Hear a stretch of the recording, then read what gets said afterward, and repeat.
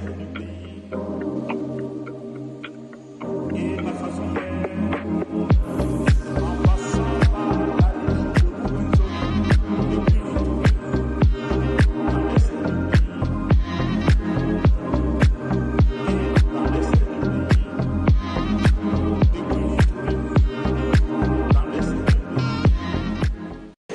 dans l'est du pays, depuis l'Ituri, en descendant vers le sud, en passant par la région de Rwenzori, Beni, Butembo, et de façon particulière, tout ce qui se passe actuellement autour de Goma, dans le territoire de Yirangongo, de Massissi et de Rutshuru. Cette situation qui a des implications sur la ville de Bukavu en descendant jusqu'à Uvira. Nous pensons aussi aujourd'hui à nos frères et sœurs qui vivent la situation d'insécurité dans une certaine mesure dans le territoire de Kwamut, ici aux portes de Kinshasa. De cette manière, nous voulons les rassurer de la proximité de Dieu, de la sollicitude de leur pasteur et de celle de toute l'Église famille de Dieu qui se sent aussi touchée et blessée dans ses membres.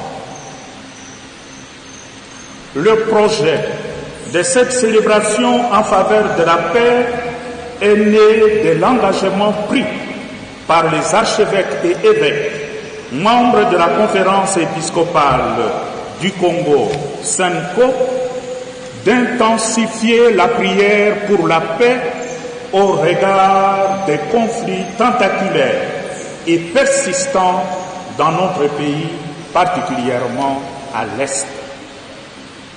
Ainsi, fidèle à sa mission prophétique, la SENCO, qui porte dans sa chair le meurtrissure de notre peuple, a toujours multiplié des initiatives en faveur du retour de la paix. Aujourd'hui encore, tout comme dans un passé récent, nous, vos pasteurs, nous vous exhortons à vous tourner vers Dieu, le Dieu de la paix. En effet, si le Seigneur ne garde la ville, c'est en vain que veille le garde. Psaume 126.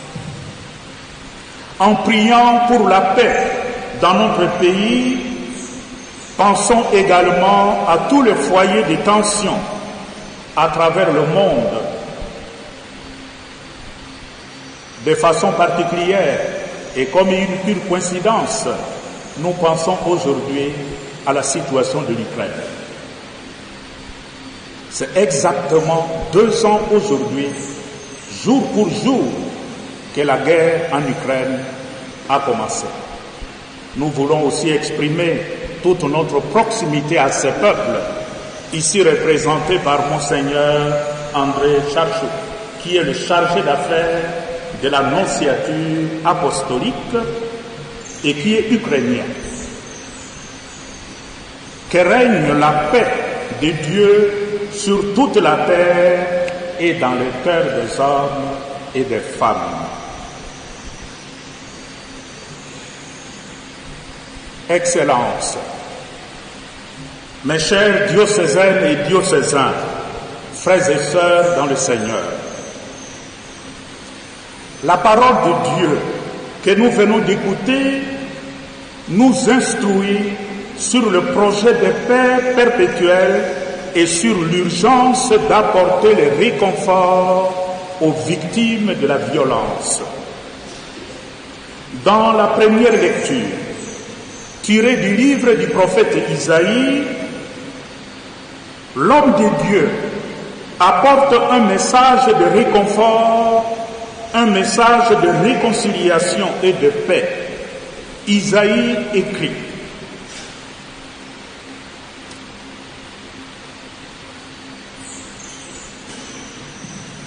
de leurs épées, ils forgeront des socs, et de leurs lances, de faucilles. Jamais, nation contre nation, ne lèvera l'épée, ils n'apprendront plus la guerre.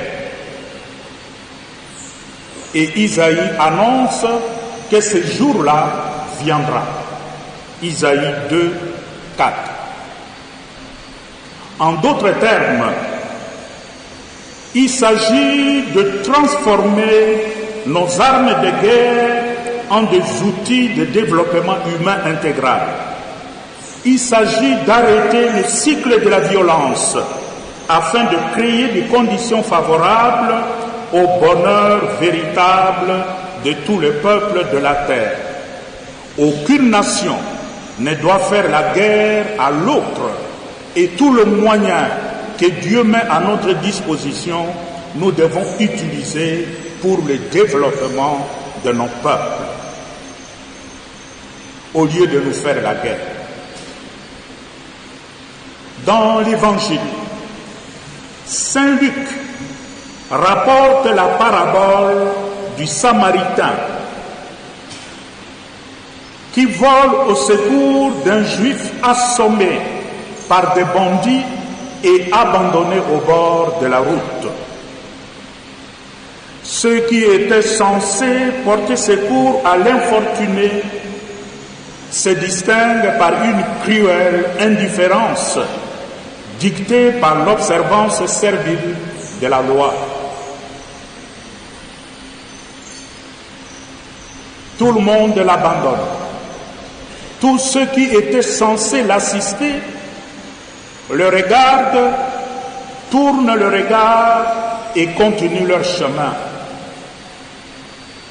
C'est plutôt un Samaritain, considéré comme un infidèle, qui voit cet homme abandonné au bord de la route et fut saisi de compassion. Il s'approche de lui et pense ses blessures. Luc 10, 31.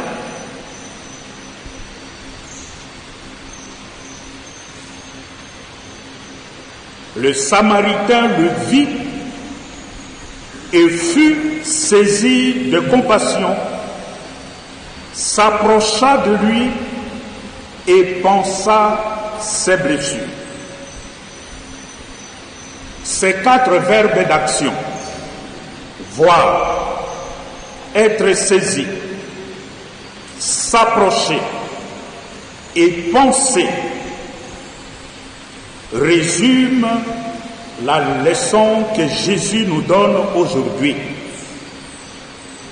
Comme au docteur de la loi jadis, Jésus s'adresse à chacun et à chacune de nous en nous disant: va et toi aussi fais de même comme ces Samaritains.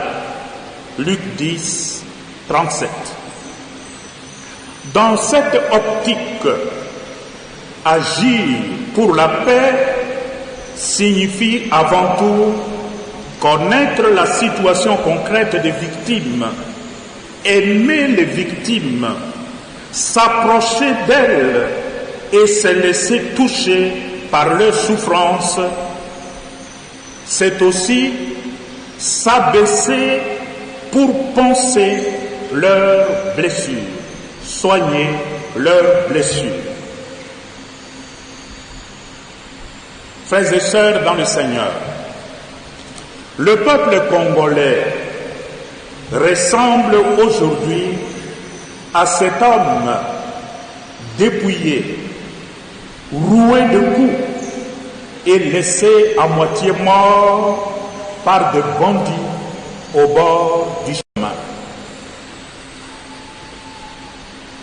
La première assemblée du synode pour l'Afrique avait déjà appliqué cette parabole à la situation de l'Afrique en général, stigmatisant ainsi l'indifférence de la communauté internationale. Plusieurs années après la publication de ces documents, Ecclesia in Africa, la réalité semble